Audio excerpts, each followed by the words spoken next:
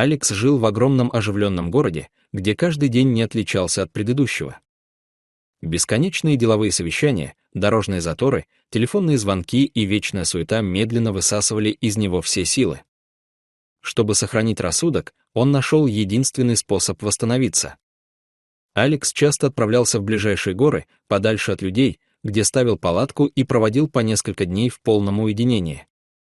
Чистый воздух, шелест ветра в ветвях и ночной треск поленьев в костре помогали ему обрести душевный покой. Для Алекса походы с ночевкой были не просто увлечением, а настоящим спасением, шансом побыть наедине с собой и своими думами. Он отлично знал эти края, изучил все тропинки, ручьи и лесные опушки и чувствовал себя здесь почти как дома. Но однажды случилось то, что навсегда перевернуло его жизнь и заставило иначе взглянуть на такие понятия, как долг, привязанность и верность. В тот вечер Алекс сидел у своей палатки и разжигал небольшой огонь. Солнце уже скрылось за горными хребтами, и лес наполнялся вечерним гулом. Вдруг он уловил странный звук. Это был жалобный, высокий, протяжный вой, от которого по спине пробежали мурашки. Алекс замер и стал прислушиваться. Он много лет бывал в этих горах и знал большинство звуков дикой природы, но такого плача никогда прежде не слышал. Звук был слабым, но полным отчаяния, словно кто-то звал на помощь из последних сил. Алекс встал и медленно направился туда, откуда, как ему показалось, доносился этот звук. Определить точное место было трудно, потому что деревья и скалы создавали эхо, но он шел осторожно, стараясь не создавать шума. Через несколько минут он увидел нечто, отчего застыл на месте в изумлении. На небольшой полянке, у корней старого дерева, лежали два крошечных щенка. Они были совсем малюсенькими, им вряд ли было больше нескольких недель от роду. Их шерстка была грязной и свалявшейся, а сами они дрожали и тихо поскуливали, прижимаясь друг к дружке. Щенки выглядели невероятно беспомощными и изможденными. Первым побуждением Алекса было тут же взять их на руки и унести в безопасное место. Но затем он задумался. Мать щенков должна была быть где-то поблизости. Возможно, она ушла на поиски еды или наблюдала за ним из укрытия. Любое неосторожное движение могло спровоцировать атаку. Поэтому Алекс решил не трогать малышей и отошел на расстояние, оставив им неподалеку немного воды и еды. Он надеялся, что их мать скоро вернется. Прошло 2 дня. Алекс оставался в горах и несколько раз возвращался к тому месту. Но каждый раз картина была одна и та же. Щенки были на месте, а они стали еще слабее, и вокруг не было ни единого следа взрослой собаки. Алекс понял, что мать, скорее всего, погибла или была вынуждена бросить потомство. Наблюдая, как щенки еле держатся на ногах, он осознал, что больше не может оставаться в стороне. Если он не вмешается, они погибнут. Алекс собрал свои вещи, аккуратно закутал щенков в свою куртку и отправился обратно в город. По дороге он чувствовал тревогу, но также и странное тепло внутри. Он понимал, что берет на себя огромную ответственность, но отступить уже не мог. Когда Алекс вернулся домой, его встретила его кошка по имени Луна.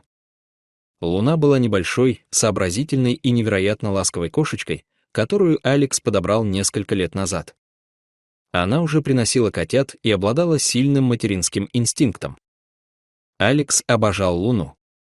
Сидеть с ней по вечерам, гладить ее мягкую шерстку и чувствовать ее ровное дыхание было для него лучшим способом расслабиться после тяжелых рабочих дней. Когда Луна увидела сверток в руках Алекса и услышала тихое попискивание, она мгновенно насторожилась. Она подошла ближе, склонила голову и внимательно посмотрела сначала на щенков, потом на Алекса, словно пытаясь понять, что происходит и кто эти малыши. У Алекса не было времени на долгие объяснения. Щенков нужно было срочно накормить и согреть, если у них был хоть какой-то шанс выжить. Он приготовил молочную смесь и начал осторожно кормить их из бутылочки. Луна не отходила ни на шаг и внимательно наблюдала за каждым его движением. И вдруг произошло удивительное. Луна тихо подошла к щенкам, обнюхала их и нежно лизнула. Затем она улеглась рядом, прижав малышей к себе. Хотя щенки были почти такого же размера, как она сама в детстве, Луна сразу поняла, что они нуждаются в защите. Казалось, в ней мгновенно пробудился материнский инстинкт, и она без колебаний приняла на себя роль их матери. В течение следующих недель щенки начали крепнуть. Они набирали вес, становились активнее и любопытнее. Луна заботилась о них с поразительной нежностью. Она согревала их, вылизывала, играла с ними и учила первым правилам поведения. Щенки повсюду ходили за ней хвостом, считая ее своей настоящей матерью. Со временем они начали расти быстрее, чем ожидал Алекс. Они становились сильнее, выше и заметно крупнее Луны, но это ничуть не меняло ее отношение к ним.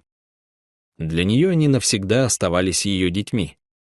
Если во время игр щенки становились слишком резвыми, Луна тут же вмешивалась и строго устанавливала границы. Алекс не мог сдержать улыбку, наблюдая, как его маленькая кошка полностью управляет двумя подрастающими псами. К сожалению, настал момент, когда стало ясно, что щенки больше не могут жить в квартире Алекса. Они росли очень быстро, становились все более энергичными и нередко портили мебель и вещи. К тому же их содержание требовало все больше денег, сил и пространства. Алекс долго размышлял и в конце концов принял тяжелое решение. Он решил отвезти их в специализированный приют для собак, где о них могли бы заботиться профессионалы и где у них было бы больше простора для жизни. Это решение далось ему невероятно тяжело. Особенно больно было видеть, как Луна сидела у двери и тихо мяукала, когда щенков увозили.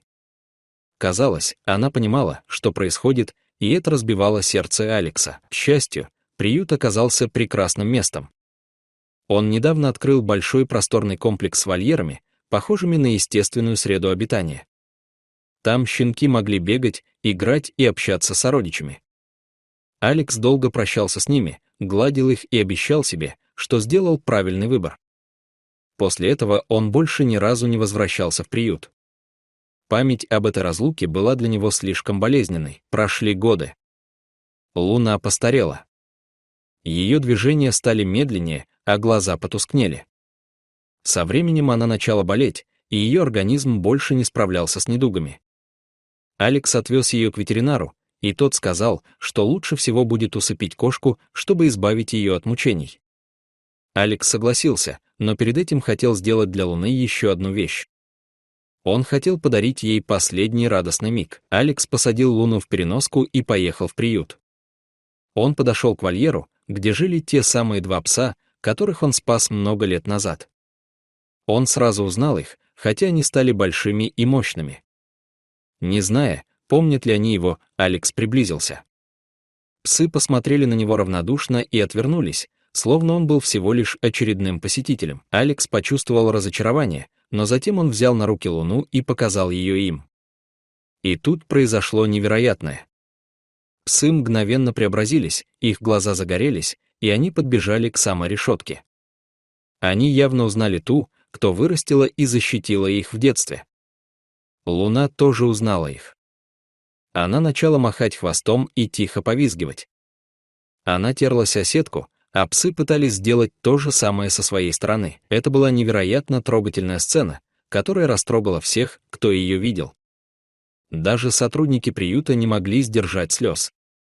Это была история о любви, не знающей границ, о материнском инстинкте и о том, что настоящая связь не рвется со временем, даже если существа принадлежат к разным мирам и прошли долгий путь врозь. Дорогие зрители, что вы думаете об этой истории?